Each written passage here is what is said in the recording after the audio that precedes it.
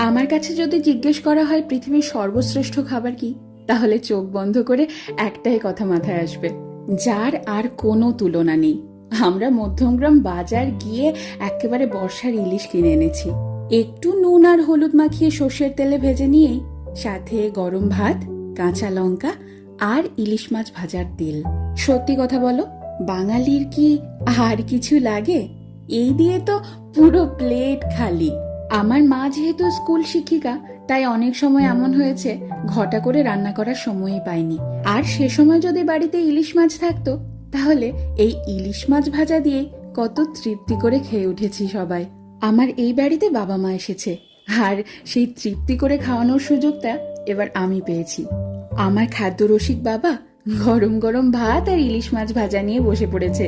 দেখো কত মজা করে খাচ্ছে, দেখেও যেন তৃপ্তি আসছে আমার।